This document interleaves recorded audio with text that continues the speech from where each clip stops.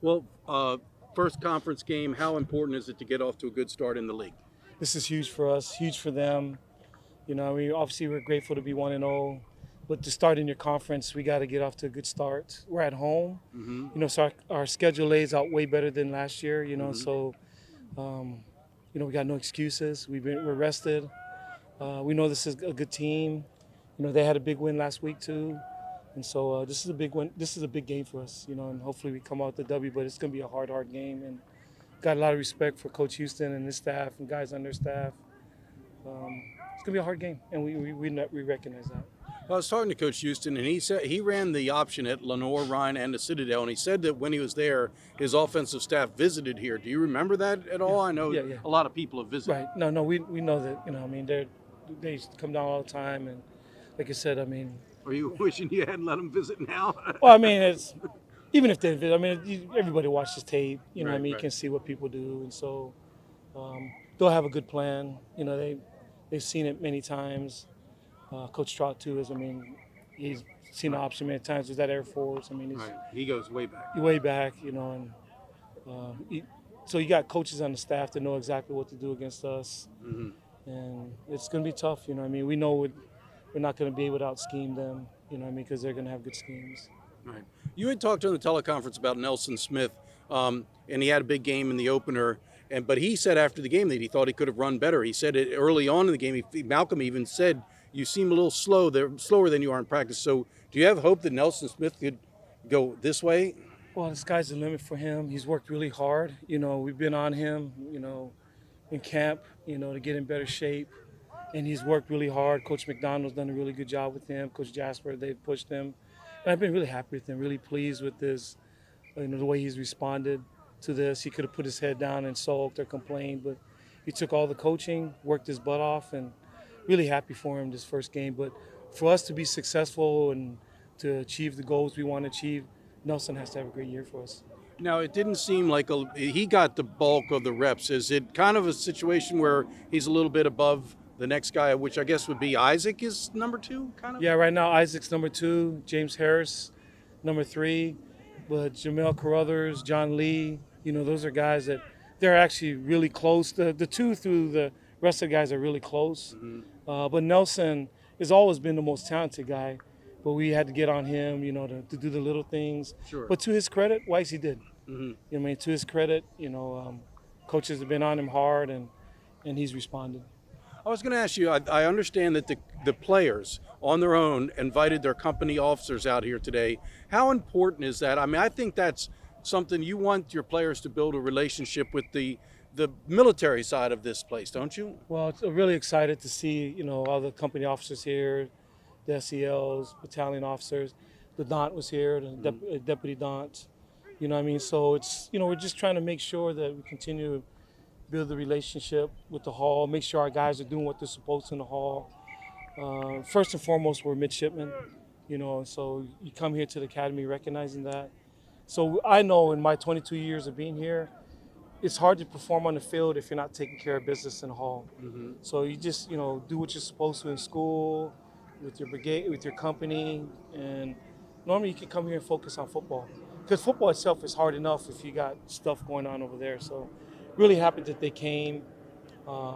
Grateful that our players, invited them. A lot of it had to do too with Ross Pospisil, Mm-hmm. our director of player personnel, and he's a development, and he did a good job too of kind of orchestrating all this stuff with them. So happy that this happened. Well, as I say, you mentioned the Commandant of Midshipmen and the Deputy Commandant of Midshipmen. I would imagine that Ross Pospisil has a regular line of communication with them to make sure the football players, he wants to be ahead of everything. He doesn't want it coming back to him, or to you ultimately through another channel, right? Well, the thing about him, Wags, for Ross to say anything or to encourage our guys or to get after our guys, brings great credibility.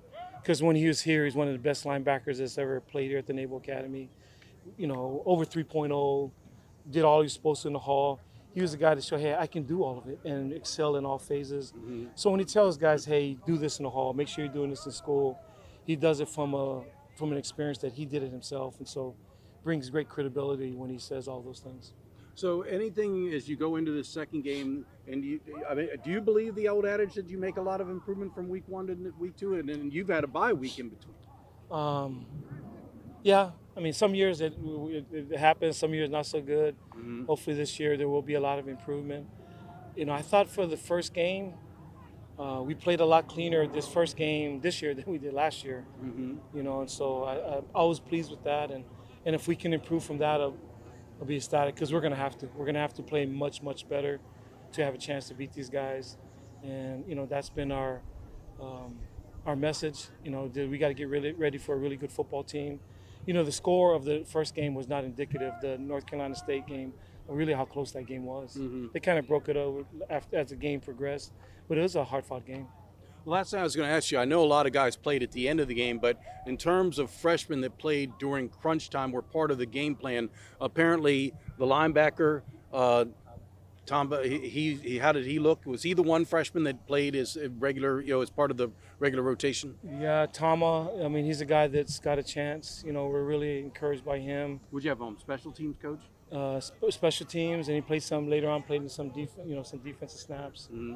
But he's a guy that we feel really good about. Still learning his stuff, but Coach Volker will get him right. Mm-hmm. He's a really good football coach, and we're kind of big things for him. You think any of those other freshmen will end up getting into the rotation? I think the receiver we talked about, the nose guard, who I can't pronounce his name, Yeah. but do you think?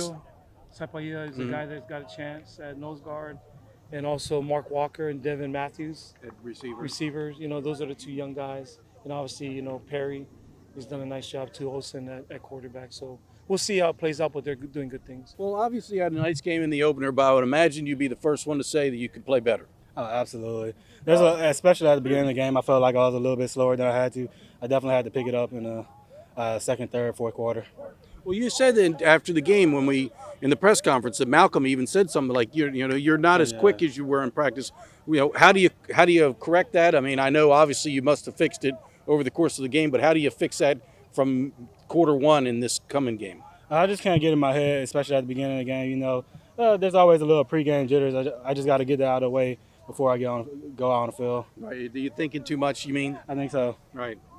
Anything else that you feel like you could do better? I mean, when you went back and looked at the film, were there some holes that you missed or some little things that maybe, you realized I could have got more yardage on this run or whatever? Yeah, looking back, there's like some reads I might have missed, like some blocks I could have picked up. There's always room to improve, and I'm always looking for a better way to do that. Right. I was talking to Coach Niamat, and he said that he's always known you were a talented guy, but one of the things they wanted you to push you to do was the little things, get in better shape, and focus on some of the little things. I don't know if that be your blocking assignments, etc. But did you feel that in this offseason you had some things you had to tighten up? Absolutely. Last year I had a lot of trouble with like getting the plays off real quick. Like Malcolm would change it 3 times, and I'll mess up. So I definitely had to zone in on that. So it's more a concentration thing. I just got to make sure I'm in the game every time, every play. You feel you're in better condition than you've ever been? Oh yeah, absolutely.